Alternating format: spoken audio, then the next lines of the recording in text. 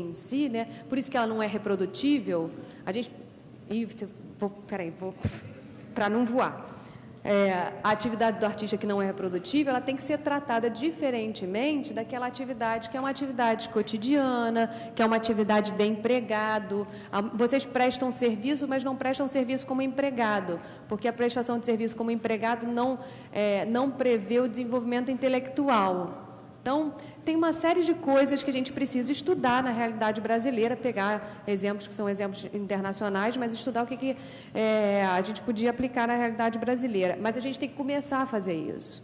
É isso que eu quero dizer. Porque a gente fica olhando para modelos que são modelos daqui da agora, que tem que fazer isso, não adianta a gente estar no aqui e agora, mas a gente tem que ter uma visão de futuro e começar a pensar nisso. Porque toda a atividade do artista é uma atividade profissional.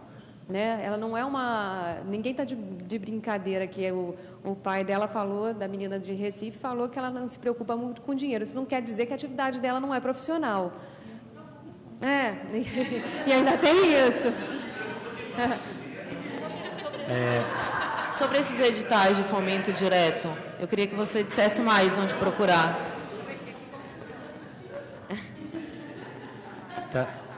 Oi. Tatiana, é o seguinte, eu queria que você falasse mais sobre esses editais de fomento direto, onde procurar, onde você achou isso na Bahia, enfim. Gente, hoje em dia, quase todas as secretarias de Estado e as secretarias municipais de cultura publicam tudo nos sites. Tem que ficar atento aos sites. Olha, eu estou falando isso, mas eu não acho que... eu vou falar uma loucura, vocês vão me apedrejar. Mas eu acho que o modelo de gestão de vocês é um modelo novo e que a gente precisa de novos modelos de gestão para a área de cultura no país. Eu acho que os modelos que a gente tem, que é o modelo, por exemplo, de financiamento através do benefício fiscal, na forma que ele tem hoje, é um modelo fadado ao fracasso. Principalmente porque ele tem uma vinculação que é uma vinculação orçamentária, prevista em lei, que pode acabar a qualquer momento. Se eu pudesse dar não é uma dica, é um conselho a vocês, conselho, como é que é? Conselho que quando dá, não é nunca bom, mas um conselho é que nunca vinculassem a atividade de vocês a uma fonte de recursos só, principalmente as leis de incentivo fiscal. Isso de um lado. E como eu falei para vocês, a gente está pensando, eu especialmente estou pensando muito em como colocar os vários mecanismos para funcionar junto, para que a gente crie um sistema que se retroalimente e possa atender a cadeia da cultura como um todo. Então, o conselho é nunca se vincular, e esse é um modelo fadado ao fracasso. Por outro lado, a gente tem os editais, que são os editais de fomento direto, que vêm de orçamento do poder público, né, do orçamento das secretarias, ou vem dos fundos, que são os modelos muito curiosos, no meu entender. A gente faz, tá? A gente faz. Só que eu tenho questionado muito e pensado muito se, de fato, toda atividade, e eu não estou dizendo que é de vocês, mas pode ser, que toda atividade que é financiada através de editais de fomento direto deve ser uma concorrência. Né? Eu fico me perguntando, até sentada aqui com vocês, quantos espaços de arte independente tem no Brasil e se não haveria uma política que é uma política de distribuição para aqueles espaços que são espaços que têm uma representatividade dentro da comunidade, como se eles fossem acolhidos e a própria comunidade do entorno dissesse, não, esse espaço tem uma atividade interessante, então a gente entende que ele deve ser financiado. Anotou, Tatiana? Oi? É isso. Eu acho que... Desculpa interromper sua fala, mas assim, a gente começou esse trabalho na Rede EI justamente propondo isso. Quando eu falei de números aqui, quantos somos nesse Brasil, quanto geramos de negócios, é isso, sabe? Porque, e é o que eu queria falar, Tatiana, muito legal a sua contribuição, mas ao mesmo tempo a gente tem muitos Brasis dentro de um Brasil só. Então, por exemplo, na cidade de Natal não existe fundo, existe 2 secretarias de cultura, assim, completamente desorganizada. A gente, assim, já tive de imprimir documento porque não tinha tinta na Secretaria de Cultura, sabe? Coisas desse tipo. O Brasil é mais assim do que o contrário. Exato, sim. Enfim, então, é legal, eu acho que Fabiana ou alguém que está anotando, essa sua dica da gente usar como referência, como base legal, porque não tem no Rio Grande do Norte, talvez tenha em São Paulo, não sei se tem lá em Belém, para a gente poder, talvez, criar uma unidade de experiências a partir de uma informação que acontece aqui no Rio de Janeiro, que é outra realidade.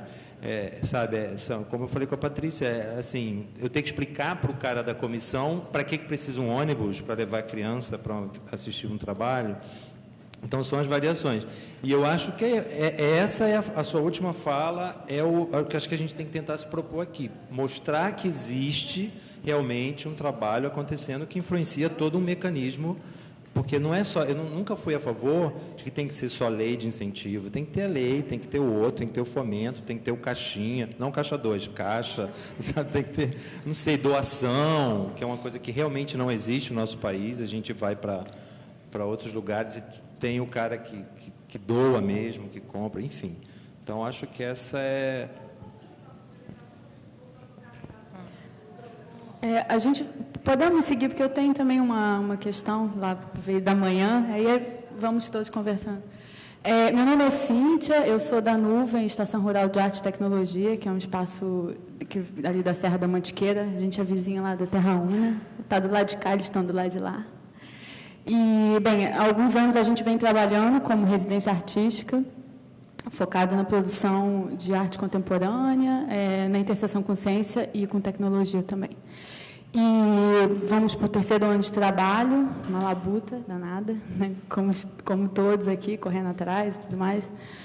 E foi muito bacana escutar os companheiros aí pela manhã. A gente tem questões que são muito parecidas com as de vocês em relação às questões mais burocráticas dos editais, das finanças, né? Como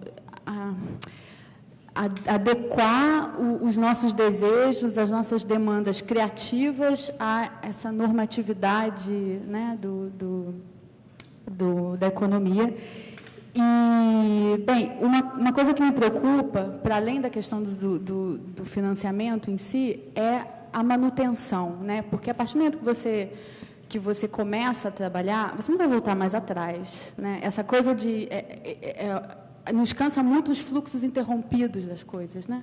Isso frustra bastante. Então, a gente quer ter garantia de trabalho para o futuro, né? Que você está investindo muita energia, investindo dinheiro, tudo. Então, para você ter confiança para seguir trabalhando, é legal você ter esse futuro mais acessível. E o que eu vejo é que isso é uma questão ainda para a gente aqui, que os projetos não conseguem uma qualidade de procedimento, né, no sentido de que são editais que se lançam com início, meio e fim, como se fossem projetos específicos, funciona muito como o mundo dos negócios mesmo. Eu vou fazer um projeto para tapar um buraco em tal lugar. E não é assim, as coisas elas levam tempo, né? Se você está trabalhando num lugar, tem um tempo de relação com aquele espaço, com a comunidade, as coisas são construídas, elas precisam de um tempo. Assim, um ano de trabalho é pouco, 6 meses de trabalho é pouco, 3 meses, nem dá vontade nem de sair de casa para trabalhar.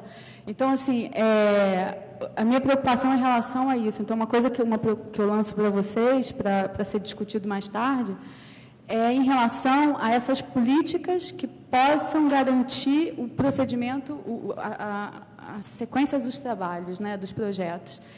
Como é que isso se dá? Isso, sim, acho que é falar de autonomia, né? Porque, enfim, são muitas maneiras. Não está relacionado somente aos fomentos, mas também a nossa dinâmica como rede e tudo mais, os espaços de discussões. E em relação a uma coisa que em algum momento foi falado sobre a produtividade, né, a questão do trabalho, horas de trabalho, acho que foi você que falou, que o artista não se enquadra nesse esquema de 8 horas por dia de trabalho. E, realmente, assim, ouvir isso, para mim, é muito forte, porque acho que é exatamente aí que está a questão, né? Porque o trabalho criativo, ele não se encaixa nesse esquema normativo do sistema de produtividade. Quer dizer, eu trabalho muito mais do que 8 horas por dia. Eu não tenho chefe que vai me pedir para parar. Eu não vou parar, né? A gente produz incansavelmente. A gente produz enquanto está aqui, eu estou aqui anotando, eu vou para casa, eu vou cozinhar, eu estou anotando, entendeu? Então, assim, precisa mesmo, acho que, acabar com esse moralismo do sistema em relação ao valor atribuído a esse trabalho e desvincular, né, dessa coisa normativa do fabril, que eu acho que não tem nada a ver com o que a gente está fazendo. Você quer comentar? O Bruno é meu parceiro lá dando... Vou tentar ser bem rápido, porque eu não imagino que o tempo já está voando. A minha preocupação até ecoa o que a Fabiana falou, Tatiana, no sentido de se organizar e conseguir mudanças e mais coisas para que esse espaço continue acontecendo. Não quero que isso soe como um confronto, até pelo respeito e afeto, especialmente a afetividade que a gente tem por todos os outros espaços e os organizadores que fizeram um evento genial. Mas acho que esse fórum tem que se continuar, né? Tem que continuar a existir de alguma forma essa conversa entre os outros. E não está claro, para mim, se essa plenária que vai acontecer depois é aberta a qualquer espaço ou só aos espaços convidados. E isso é uma questão que eu queria entender melhor, porque senão me parece que é uma plenária com um vocabulário muito político, mas se for fechada, ela perde um pouco essa função de democratizar e ajudar a formular o espaço público e as políticas públicas.